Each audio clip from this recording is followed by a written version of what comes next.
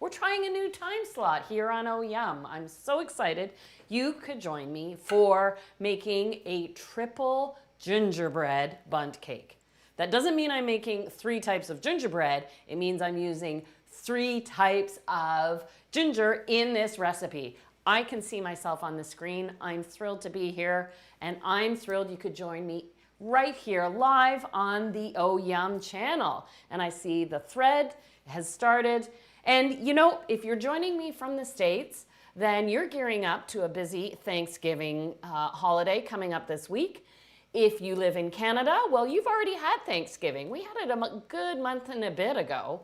And if you're just in the mood for some delicious baking that fills the house with wonderful aromas, then I'm so glad you're here. This is my recipe for a triple gingerbread bundt cake. Before I get into the heart of the recipe, and you're gonna love how easy it is to make, a few notes. You'll note that the recipe complete with all the instructions and measurements in volume and in metric weights is right below the screen here.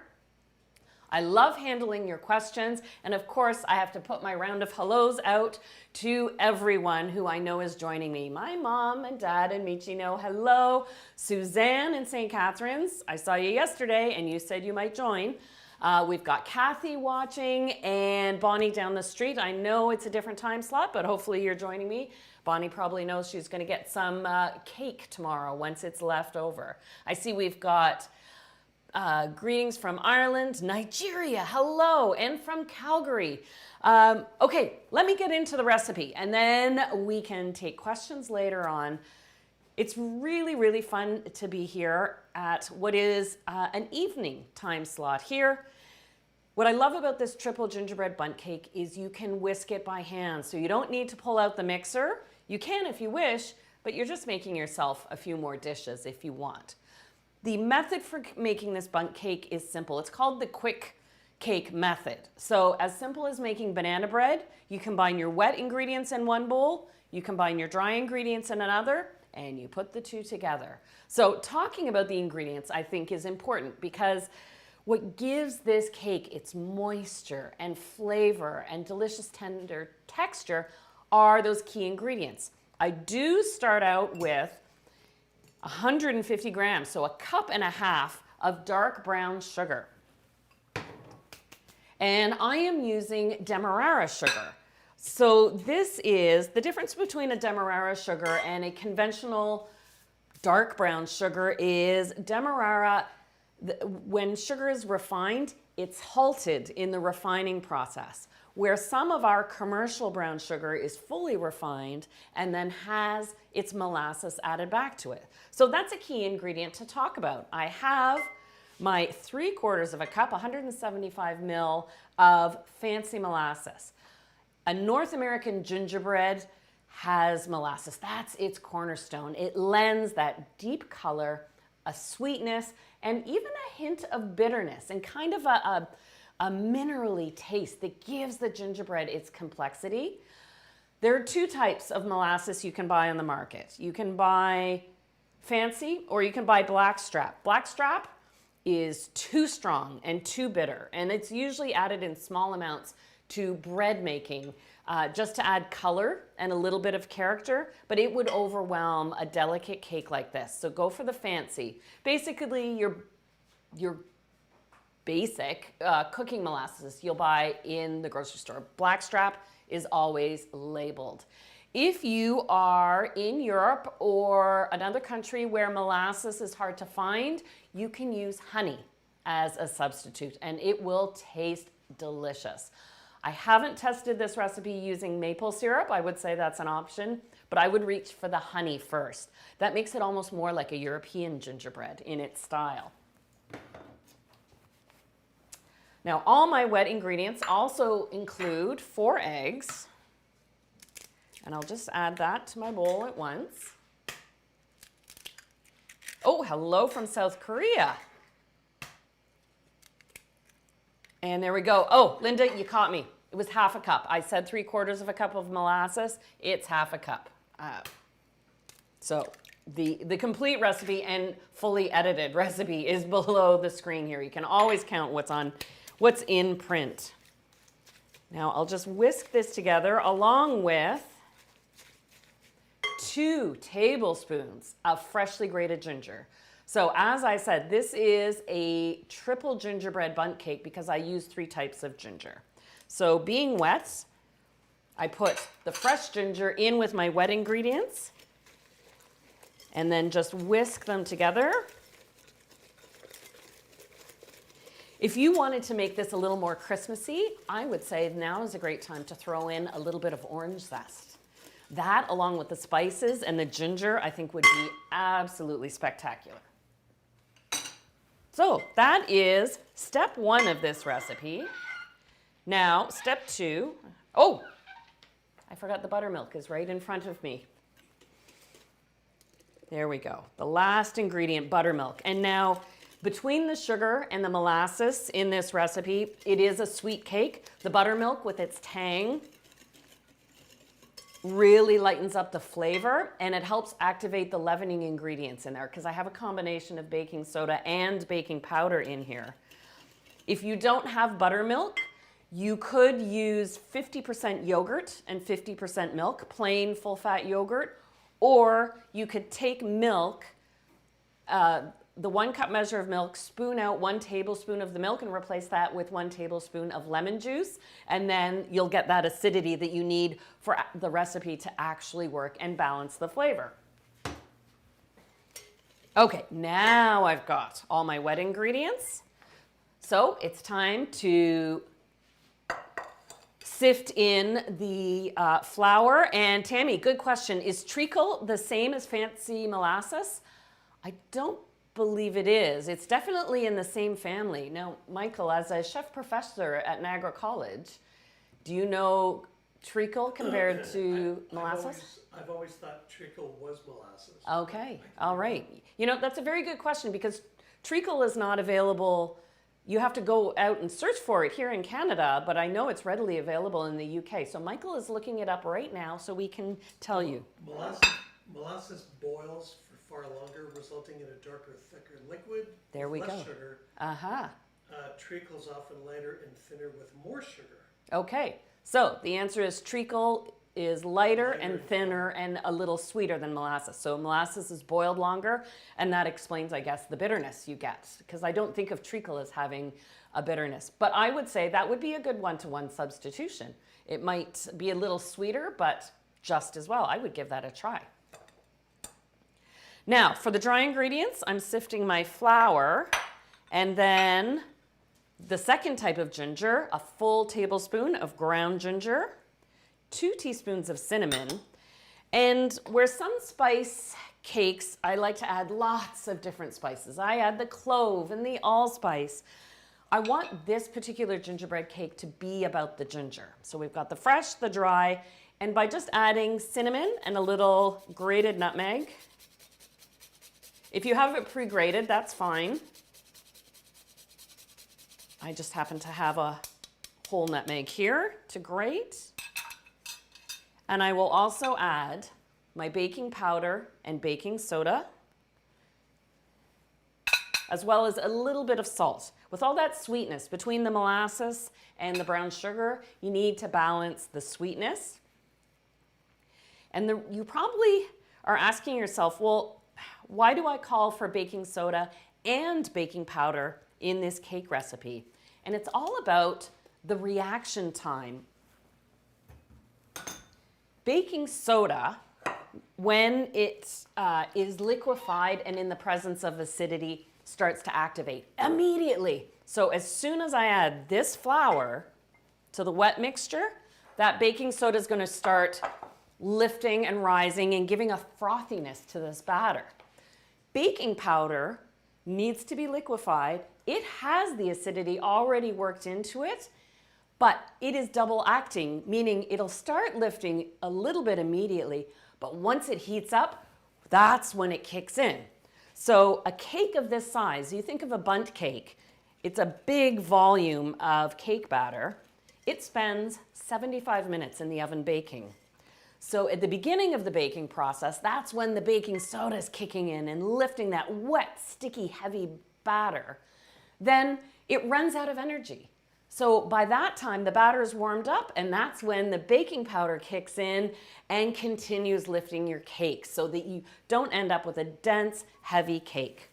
Now, I saw someone was writing from Calgary, which means you're at a slightly higher altitude than we are here in Niagara, about 1,000 meters above sea level. And some cake recipes, you really actually have to adapt a fair bit in order to get a successful result. Because when you're baking at high altitude, you're dealing with a lower or reduced air pressure, which means things lift up faster and they sink then sometimes before all the ingredients sort of bond together. So your fix for that is to reduce your leavening by about 15% for 1,000 meters. Increase your liquid, so that would be the buttermilk, by 15%.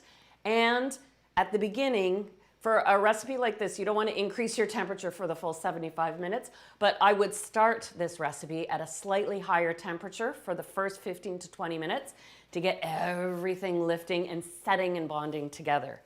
So I hope that gives you a little insight to altitude baking, because it's a common problem in question. Well, hello from North Macedonia. Ontario wedding officiant is asking, can I use speculoos spice in this recipe? Yes, please. That would be delicious, because you've got some savory spices in the speculoos blend. It's got ground aniseed, coriander, and white pepper, and that would give this cake such wonderful complexity. Please, please, please use it. Oh, and hello from Kelby in Missouri. Well, and a happy Thanksgiving to you, or Thanksgiving week.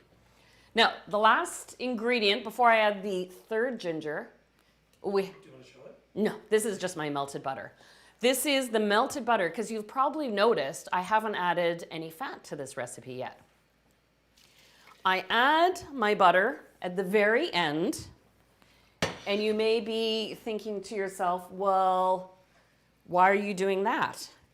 The plain answer is, when I first created this recipe, I do this all the time. I know I have melted butter on the stove. I make the batter, and then I realize, oh my gosh, I forgot to add the butter. The first time I played with the recipe and I added the butter at the beginning, the cake was fine.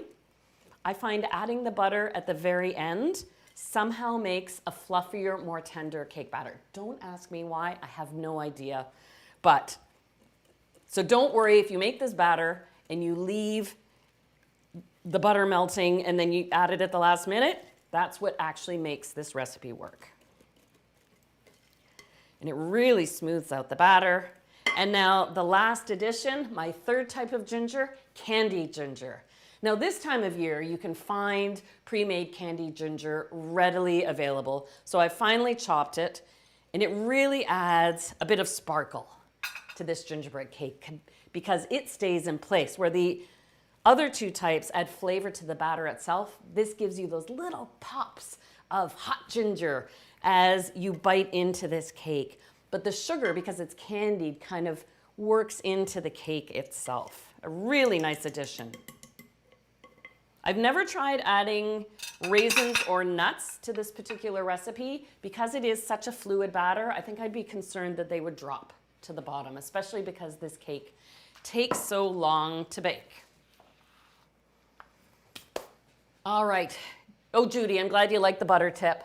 Oh, and hello from Santiago and Hong Kong. And all right. Oh, Jimmy, I'm glad you appreciated the altitude tips. All right. Okay, here we go. And go, Dallas, go. Sure. And happy Thanksgiving to you. Now my pan. I've got a standard sized Bundt pan. This makes a cake that fills right to the top. So just be warned. And I've greased it and floured it. You know, there's so many great pans you can buy that have such beautiful detail. The key to getting your cake out of the pan is the greasing and the flouring. It creates a barrier between the batter and the cake itself so that it comes out easily and you don't lose any detail. So in goes our batter. Oh, thank you, Michael. Oh, I love holiday baking. This is my season. I get so excited about these styles of recipes. There we go. And even though this cake only fills about 2/3 to 3/4 of this pan, it is going to rise all the way to the top of the pan. If you're uncertain about the size of your Bundt pan, you can always measure it by volume, just pour water in it. And if you're doubly unsure, of course, put the pan on a baking tray in your oven, because it's not a happy holiday season if you're scraping batter off the bottom of your oven. There we go. I've preheated my oven to 325, so I'm just letting it gradually, slowly cook. The reason the Bundt pan has a hole in it, it's meant to hold a lot of batter. The hole allows heat to get in through the center of the cake, so you're cooking it from the outside and from the inside. And after it comes out of the oven, I let it cool in the pan for about 30 minutes. Then you'll find it tips out easily, and you let it cool completely. Now, a good gingerbread cake stays fresh and moist for a few days, and you don't have to refrigerate it. You can just wrap it well, and it's ready to go. Yes, I could, where am I gonna put this flour? There. I could serve this just like this or with a dusting of icing sugar, but what do you think? Should we make a brown butter glaze to put on top of this? Yeah, I think we should. Learning how to a brown butter glaze, that sort of toasty flavor with the spices in the gingerbread cake, I think is going to be spectacular. And yes, Judy, the batter smells delicious. And as the cake bakes, it's one of those aromas that just fills the whole house, and it just lingers there. Oh, it has me craving a cup of tea whenever I bake one. Oh, and hello from Colombia and from Saskatchewan. Absolutely love it. Now, the ingredients for this glaze are relatively simple. We've got butter, icing sugar, and a little milk. So the first thing we need to do is brown our butter, which means I'm going to put my pan on high heat, and we are actually going to burn the sugar. That's what's required of it. So what happens when you're caramelizing sugar, when you're browning butter, wrong recipe, when you're browning butter, first the butter melts, and then you see that milky liquid that separates from the butter itself. Those are your milk solids, and that's where the sugars lie.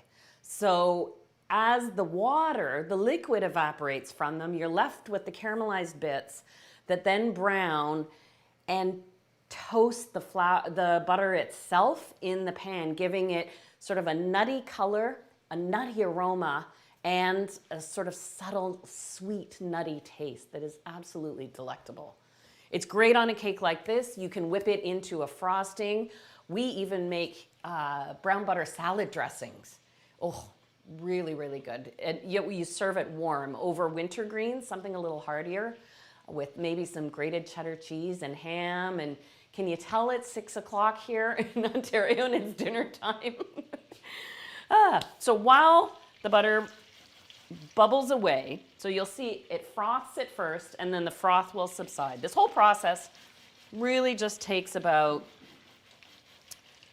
4 or 5 minutes. It won't take too long, which is actually a great opportunity. I know, Michael, you'll toggle between the browning butter, and I'm going to look at some questions. Roma is asking a great question. Does this cake freeze well? 100% yes. I would recommend freezing it unglazed. It's just easier to handle, and it'll come out just like this from the freezer. It holds wonderfully. So make it now while you have time. Maddie is asking another fantastic question. Can you cut the measurements in half to make a smaller cake? Yes, 100%. And then you don't have to worry about the Bundt pan because you've got a smaller batter, and I would just bake that in a loaf pan and you'll have a lovely result. I can hear the butter is changing. Let's take a look. Look at that frothing. Okay. And you have to follow your sense of smell when it comes to the brown butter. If it's frothing up so much, I'm going to give it a little stir just to check. Oh, it is starting to brown. Look at that. So I'm going to take it off the heat to let the frothing subside. And you can see the brown stuck at the bottom? Though that's the milk solids. And they don't stick. They come off easily when it's time to wash your pan. You don't want your butter to turn black. Not the color of molasses. Oh, and there, I have a nice toasty brown color. So we are going to take this off the heat. And you want to strain it. Now, you don't have to strain it necessarily, but know that if you don't strain your butter, you'll end up with a glaze that's got brown speckles through it, which is not necessarily a bad thing, but it may not be what you're after.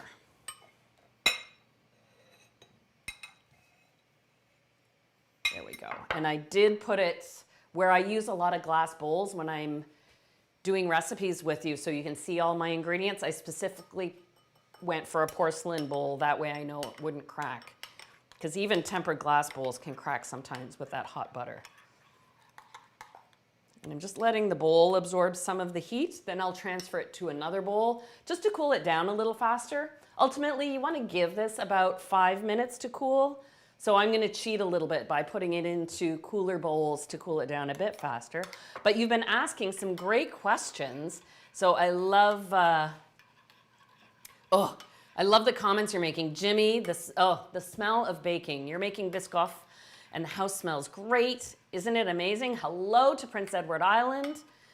And Simple Kitchen. I'm glad you have good results, even though you are a baker at heart. If you get recipe success and you feel good about what you bake, then you are truly a baker at heart. Hello from New Zealand. Amazing. In New Jersey. And this is a good question. Claude is asking, will this glaze crust over? This is one of those glazes that the whole glaze itself doesn't harden, but it will get that satiny set on the surface ultimately. And then because the butter will set up, it doesn't stay sticky underneath. It actually does set up nicely, so you get clean cuts. Of course, you know I'm going to cut into this cake before the glaze is set, just so you can see a slice. Hello to Ottawa, and we've got comments coming and going, so I'm just keeping a tab here. I'm going to switch out my bowl just to cool it a little more. There we go. This is actually very hot to the touch, so it absorbed a lot of heat. Give this a little twirl to cool it faster. And it also smells amazing. The combination of the gingerbread cake and this toasty brown butter, incredible. Grab a little whisk. And so now I'll whisk in my icing sugar and then I'm gonna add half the milk first, just because I'm dealing with the temperature of the butter until I get just the right consistency. That's still a little thick, so we're gonna add a little more milk. But I find with a brown butter glaze, you don't have to add, ooh, look at that gloss. All of a sudden it turned glossy. I know I've got the right amount of liquid in there, but you don't have to add vanilla. You don't have to add cinnamon. The brown butter does it all. And now it's time to glaze. Oh, here's a question from Letty. Can I use light brown sugar instead of dark? You know what? Yes. In any recipe that calls for light or dark brown sugar, they are interchangeable. You don't have to make any adjustments. The only difference will be the color tone you get. So usually, most of my recipes, I try and call for light brown sugar, but I do ask for dark brown if I'm going for more of that color intensity, but definitely interchangeable. I don't want to stop you baking a recipe just because you don't have the right color of brown sugar. So what is the best way? This way, Michael, for me to pour on? All right, now you realize I can't see the front of this cake, but let it cascade down a little bit. It doesn't take long to start setting because of the butter once it starts cooling. Now remember, the cake is cooled, but this cake isn't refrigerated. It's just been at room temperature.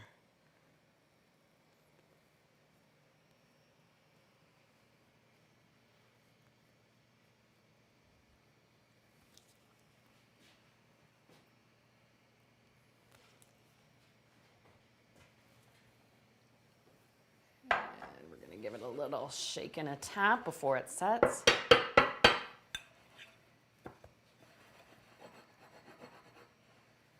Slowly pouring down. I guess I could have added a little more milk. So we're going to go for more of a spread. Oh, but can't you just imagine? There we go. That taste combination between the gingerbread cake and the brown butter on the glaze. Oh, hello. Now, before I cut a slice, let me see if we've got any questions. We've got greetings from New Zealand and Hong Kong and Nova Scotia. I love this. Oh, I like that also, Jennifer, we're getting geared up for the holiday season. This is, oh, and Maria, if your glaze is not thick, you simply add a little more milk, or sorry, if your glaze is not thick, so it's too runny, add a little more icing sugar, or because of the butter, just pop it in the fridge. It could be that the butter is still warm. If you pop it in the fridge for a second, give it a whisk, that should thicken it right up. Guaranteed, I know you can make this.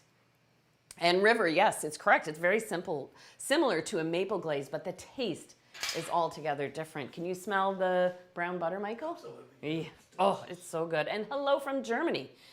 Oh, a good question. I miss Toronto or Imis. Can this be made gluten-free? I find gingerbread recipes in general adapt to gluten-free baking brilliantly because they're a wet batter to begin with. If you're using a brown rice flour based baking blend, it just absorbs that liquid and becomes moist and fluffy. And I don't have a gluten-free gingerbread cake recipe on this channel, but I do on my website. It's annaolson.ca, and I have a delicious gluten-free that has been certified tested. But I do believe this recipe, if you've got a good gluten-free baking blend that you like to use, because there are so many good ones on the market now, that would be a perfect substitution. So here is a slice of this divine cake. And I just happen to have, oh, we gotta move my messy whisk out of the way. And I love a little cream, just whipped cream, or you can thicken it with a little sour cream. I barely sweeten it too, because against the cake, well, that's just a bit of a food photo right there. Look at that. Feeling festive with the red plates. Oh. Oh, well, Novi, when I'm decorating a cake and I'm not on camera, I fully scrape my bowls. I just am talking and cooking at the same time, but you bring up a very good point. We are not gonna let any of this glaze go to waste. But you do wanna get it on the cake rather quickly. There's a little, I'll spread that on my slice. That way we're not wasting a bit. And the same goes for cake batter coming out of the bowl. You want to get every bit you can into the pan. Well, Mary Soul, you may be far away, but please imagine that you can smell the spices and the brown butter and that bit of molasses. And it's dinner time here in Southern Ontario, in Canada. But this is a really good appetizer, a great way. Oh, I'll definitely be having a full slice for dessert. As I mentioned, this is a great make-ahead. It stays fresh for days. It freezes well. Oh, and you really get that warmth from the ginger. Don't forget, there are 3 types of ginger, the fresh, the dried, and the candied in there. And so it just warms you right up to your toes and gets you ready for the holiday season. You've been amazing. I'm so glad I could share this recipe with you, and you're going to want to come back for another live stream. I will be here December 8th. I've got 2 live streams in December. We're going to do some serious holiday baking. I mean serious. I am sharing for the first time ever my recipe for holiday stollen. That amazing fruit cakey bread with the marzipan core. We're gonna have lots of fun with that. I can't wait to see you then. And then I've got a grand dessert plan to make December 22nd. I am doing a live stream right before Christmas. So I hope you'll join me for the next. Thank you. Have a great evening, morning, middle of the day, wherever you are, and fill the house with the smell of gingerbread. Bye, everyone.